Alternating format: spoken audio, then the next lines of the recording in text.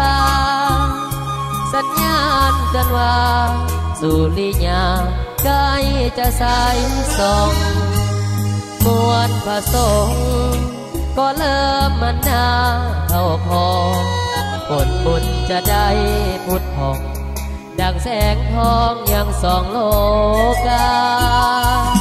สังฆติจีวรหนุ่มห่อกายเพื่อแผ่เมตตาแก่ศรัทธาสาวผู้ทั้งปวงข้าวก้นบามีค่าคนยิ่งใหญ่หลวงถ้ายังจดจำฟังสวงที่ได้เรียกหล่อสีเข้ามาได้ศึกษา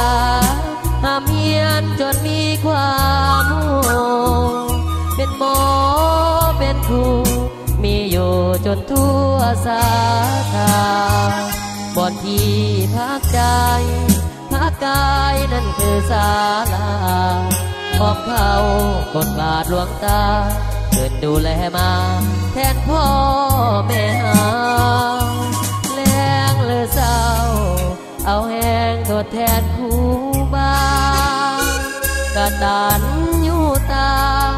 ด้วยความศรัทธาของเราทำเพียรจนจบ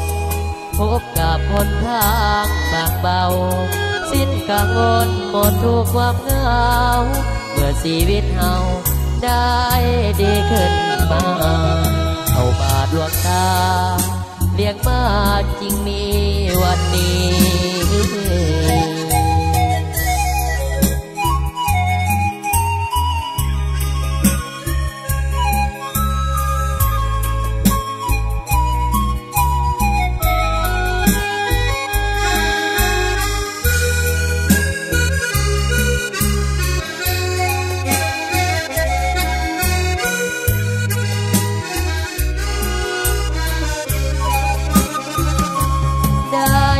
ศึกษาทำเพียรจนมีความรู้เป็นหมอเป็นครูมีอยู่จนทั่วสาขาบ่อนที่พักใจพักกายนั่นคือศาลาขอบเขากดบาทหลวงตาเกิดดูแลมาแทนพ่อแม่หาแรงหรือเศร้าเอาแห้งทดแทนครูบากตัญญูตาด้วยความศรัทธาของเราทำเพียรจนจบพบกับหนทางบางเบาสิ้นกังวลหมดทุกความเหงาเมื่อชีวิตเฮาได้ดีขึ้นมา